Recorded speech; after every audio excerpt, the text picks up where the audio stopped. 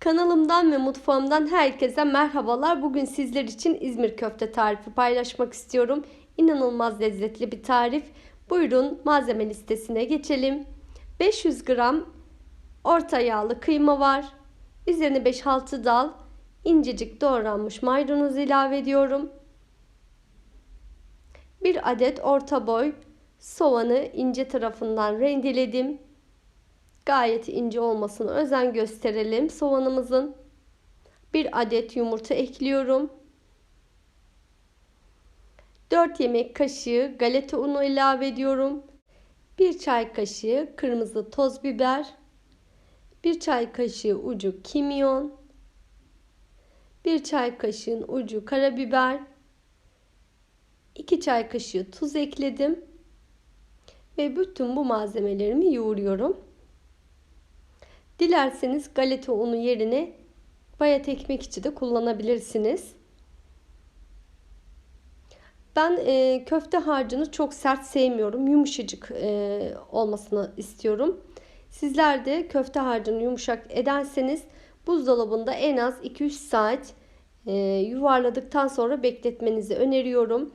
Bu şekilde bakın yumuşacık bir köfte harcı yoğurdum. Şöyle de göstereyim kıvamını. Bu şekilde olursa piştiğinde köfteleriniz sert sert olmayacaktır, yumuşacık olacaktır. Bu da küçük bir ayrıntı olsun. Hatta bu şekilde yukarıdan vurarak yaparsanız köfteniz daha güzel kıvamını alacaktır. İzmir köftemizi yuvarlıyorum. Bu şekilde yuvarlıyorum. Dilerseniz yuvarlak yuvarlak da yapabilirsiniz. Dilerseniz elinizde bastırarak da yapabilirsiniz. Hiç fark etmez. Köftemizin kıvamı çok güzel oldu gerçekten. Bu şekilde yaparak üzerine kapatıp streçle veya bir poşetin içerisine koyarak yaklaşık bir 2-3 saat dinlendireceğim. Daha da güzel olacaktır. Sizler de lütfen köftelerinizi sert yoğurmayın. Biraz önce dediğim gibi köfteleriniz piştiğinde sert olacaktır. Evet, köftelerimi hazırladım. Bu şekilde kaldırıyorum. Bu arada ben de patateslerimi kızartacağım.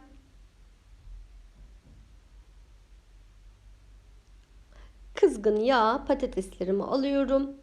Yaklaşık şöyle yarım çay bardağı kadar zeytinyağı ekledim.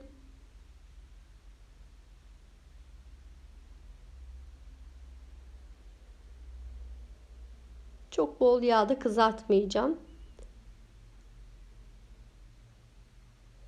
Ben İzmir köfteyi kızarmış seviyorum. Yani patatesi ve köftesini biraz hafif kızartarak yapıyorum.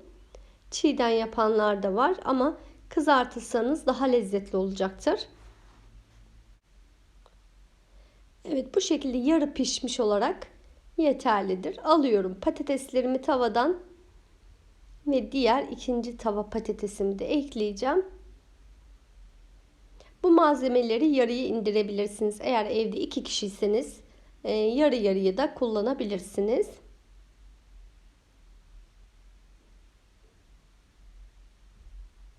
Evet, patateslerimi içerisinden alıyorum. Videomu buraya kadar gelenler için küçük bir hatırlatma yapmak istiyorum. Eğer sizinle ilk kez bu videoda karşılaşıyorsak kanalıma abone olmayı, videolarımı beğeniyorsanız beğenmeyi lütfen unutmayın. Bir de bildirim sesini açarsanız en yeni birbirinden lezzetli tariflerim size anında bildirim olarak gelecektir. Tariflerimi görmesini istediğiniz arkadaşlarınızla paylaşarak daha çok kitleye ulaşmama sebep olabilirsiniz. Hepinize ayrı ayrı teşekkür ediyorum can takipçilerim. Köftelerimi de içerisine alıyorum. Köftelerimi de aynı şekilde yarı bir şekilde kızartacağım. Gördüğünüz gibi tek bir tencereyle hem kızartacağız hem pişireceğiz. Bu sayede çok da fazla tencere bulaşık yapmamış olacağız. Evet, kızaranları hemen çevirelim. Aynı patateste kızarttığımız gibi hafif kızartacağız köftelerimizi de. Pişerken hiç dağılma olmuyor. Evet, köftelerim de hazır. Onları da patateslerin yanına alıyorum. Gerçekten İzmir köfte çok da lezzetli oluyor. Fırında da yapabilirsiniz. Ben bugün tencerede yaptım. Tencere yemeğini de çok severim İzmir köftede. Biraz sulu sulu. Bir İzmirli olarak bu tarifi çekmek istedim sizler için. Fırında da yapabilirsiniz. Gayet ikisi de çok güzel ve lezzetli oluyor. 3 adet yeşil tatlı biber var. Onları da 3'e bölerek tavaya alıyorum. 3-4 tane arpacık soğan ekledim. Et yemeklerinde arpacık soğanı çok kullanırım. Sizlere de tavsiye ederim. Gerçekten çok lezzetli olur. Hafif soğanları ve biberleri bu şekilde kızarttım. Bir baş taze sarımsağım vardı. Onları da ekliyorum. Taze sarımsakla birlikte şöyle bir 2 dakika çevirdikten sonra artık biberlerimiz ve soğanlarımız yarı pişmiş olarak hazırlıyoruz.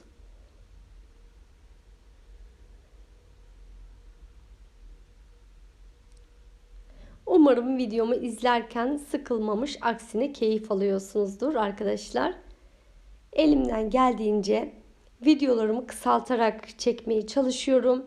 Sizler için, sıkılmamanız için. Umarım beğeniyorsunuzdur. Evet, tavayı temizledim. Tüm malzemelerimi tekrar tavaya alıyorum. Yağını süzdürdüm. Biberleri kızartmadan önce fazlalık yağını hepsini aldım. Gördüğünüz gibi sadece patates ve köftelerin yağıyla yemeğimizi pişireceğiz.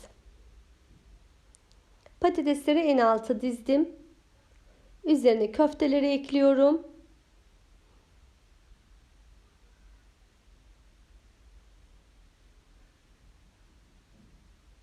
Evet, üzerine köfteleri ekledim. Şöyle güzelce düzeltiyorum köftelerimizi ve patateslerimizi. Yemeğimizin en üzerine de soğanları ve biberleri ekliyorum. Yarı pişirmiş olduğumuz soğanları ve biberleri de şöyle güzelce diziyorum.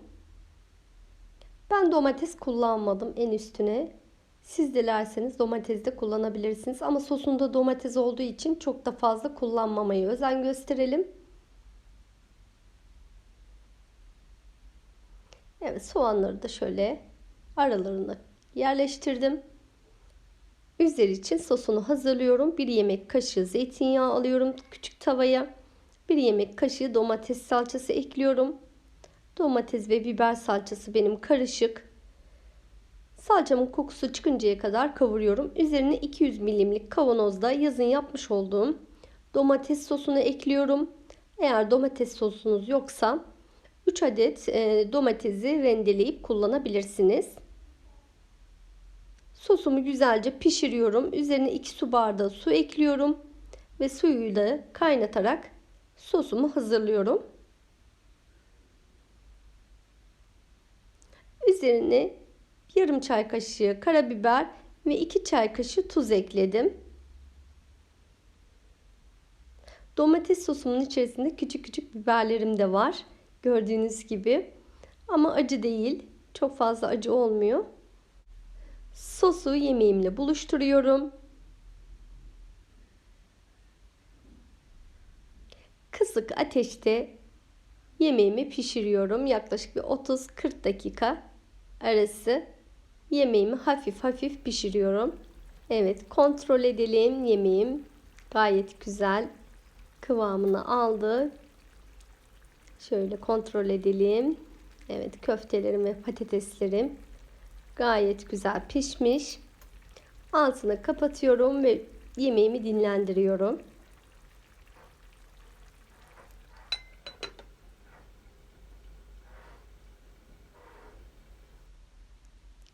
Evet, yemeğim biraz dinlendi ve artık servise alıyorum. Çok lezzetli oldu gerçekten. Ben bu şekilde biraz sulu sulu seviyorum İzmir köfteyi. Aynı işlemi fırın tepsisinde de yapabilirsiniz. Şöyle biberlerinden ve soğanlarından da almak istiyorum. Gerçekten çok lezzetli bir yemek. Hem besleyici hem de çok bereketli. Evet. Şöyle arpacık soğanlarım da lokum gibi pişmişler. Sizlere yakından da göstermek istiyorum. Bu güzel tarifimizin iç dokusunu da. Gördüğünüz gibi soğanlarım lokum gibi oldu. Bir de köftenin içini göstereyim. Kesinlikle yumuşacık bir köfte elde ettik. İçi sulu sulu, gerçekten çok lezzetli bir köfte tarifi. Size tüm ayrıntılarını ve püf noktalarını vermeye çalıştım. Umarım videomu beğenmişsinizdir. Eğer aklınıza herhangi bir soru takılırsa lütfen yorum kısmına yazarsanız oradan yardımcı olabilirim. Beni izlediğiniz için çok teşekkür ederim. Bir güzel tarifimizin daha sonuna geldik. Yine farklı tariflerde görüşmek üzere. Kendinize çok iyi bakın. Sağlıklı kalın. Hoşça kalın.